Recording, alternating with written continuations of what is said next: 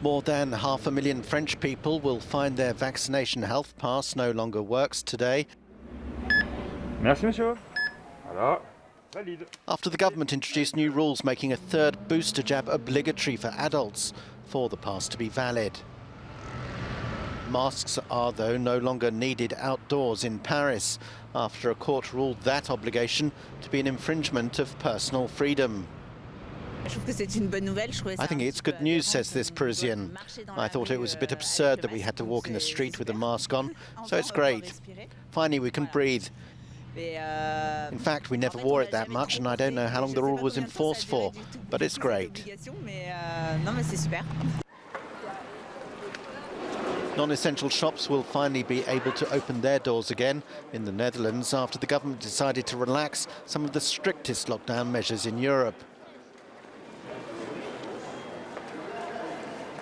But Prime Minister Mark Rutte resisted pressure to reopen bars, restaurants and cultural venues. Meanwhile, in Spain, vulnerable people are being offered their fourth COVID-19 vaccination dose. It'll be given 5 months after the third jab, and a third shot will be available for all those over the age of 18. Ukraine says that the methods used suggest Russia was behind a cyber attack that knocked out Ukrainian government websites at a time of mounting tensions between the two nations. Officials say nearly 70 websites were targeted in the massive cyber attack. We all understand that there are some signals and some information that leads to same techniques that uses Russia Federation. We are under aggression from their side. The European Union has promised emergency assistance to Ukraine in the wake of the attack. Following an informal meeting of EU foreign ministers in France, the bloc's High Representative for Foreign Affairs said Brussels would mobilize all its resources to help Kiev. We are in a watershed moment. The European Union is certainly ready to respond directly to any aggression, but our preference and natural path is that of dialogue and negotiations. NATO and Russian officials have failed to agree on diplomatic solutions for the situation at the border in talks over the past week. US intelligence believes Russia is preparing to manufacture a pretext to invade Ukraine.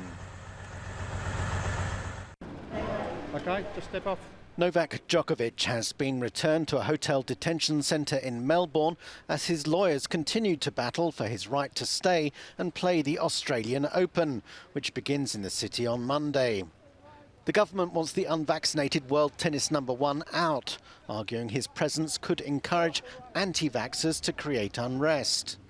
His lawyers have called the judgment irrational, and the Serb has the backing of his president too. If you wanted to ban Novak Djokovic from winning his 10th trophy in Melbourne, why didn't you return him immediately, said Alexander Vukic. Why didn't you tell him it's impossible to obtain a visa for your country?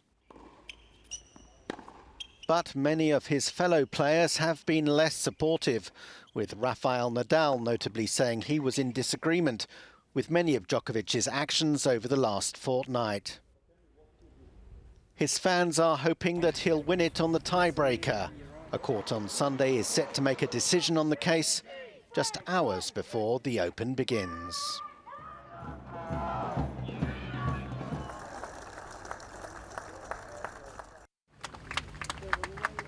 It was the last institutional farewell for David Sassoli, an EU top politician and a former journalist who passed away during his mandate as EU Parliament President. But the mutual grief felt by all has evolved into a new political momentum for the relationship between Italy and the European ideals. He was a great president of the EU Parliament, always attentive to those last in line, the weak, the humble and the fragile. I like to remember the determination with which he always fought for the acceptance of migrants and fought for an open Europe against those who instead wanted to close it up behind walls and barbed wires.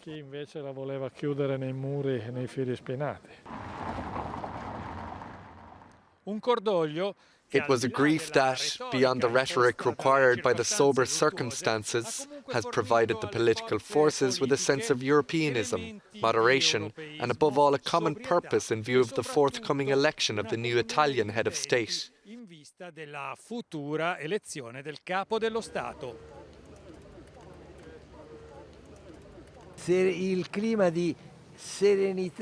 A climate of serenity with an attentive evaluation of the general interests and the common good must first be the guide for each of those who have the responsibility, the task and the duty to elect the new head of state.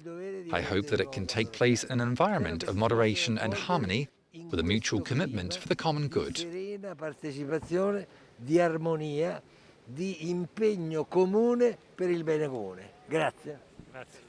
The period of mourning for David Sassoli has highlighted the values that Italian people want to motivate its political class. And the election of the new President of the Republic is meant to be the turning point. Shortly after the law introducing the Holocaust study as a single subject was enacted, the Alliance for the Unity of Romanians, a party that won 9% of the votes in the previous election and is now on the rise according to the polls, published a press release asking the Education Ministry to stop the ideological experiments on children. It stated that classes such as sexual education or history of the Holocaust were minor themes for the students. The Nationalist Conservative Party said they would like to see a curriculum oriented more on Romanian literature and national history, but without referencing anti-Semitism. We are not questioning the Holocaust. We are questioning the manner of educating the younger generations. We are not minimizing the Holocaust. This is why the investigation by prosecutors is surprising, as the subject is not existent. We are Christians. We can't be anti-Semitic. But the explanation isn't satisfactory for the Holocaust scholars in Romania who protested against it.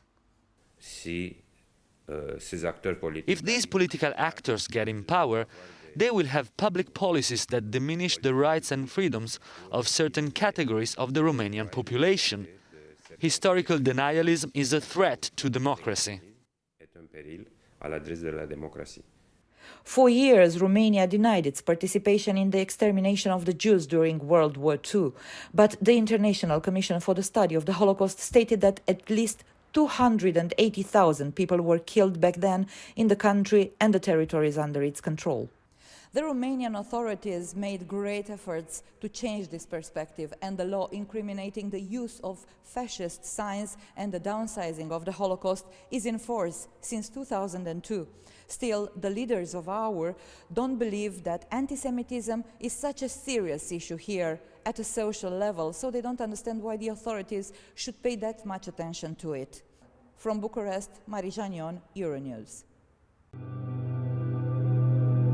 Maurizio Catalan has a somber exhibition in Milan commemorating the 9/11 Al-Qaeda attacks on America. Breath Ghosts Blind unfolds in a 3-act drama, culminating in Blind, a black resin tower with the silhouette of a plane running through it, a work about pain and its social dimension. The idea of a commemorative tower had been discussed with the Guggenheim Museum, but was deemed too emotionally charged for New York. He's one of the greatest European symbolist painters.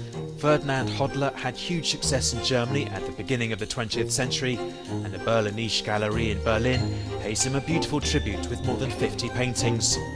Line, body, facial expressions, gestures, everything is a symbol. Today he's undoubtedly the most popular painter in Switzerland and is considered a key figure in modern art, alongside Paul Cézanne, Vincent van Gogh and Edvard Munch. Gustave Flaubert's classic Salammbô is celebrated at the Muséum in Marseille in a most original exhibition. The historical and archaeological elements that inspired the writer are mixed with paintings, comics and films that have taken up the exotic and erotic imaginings of the novel, a reflection on power, violence and gender. The exhibition will go on to Tunis, close to Carthage, which was an inspiration for Flaubert.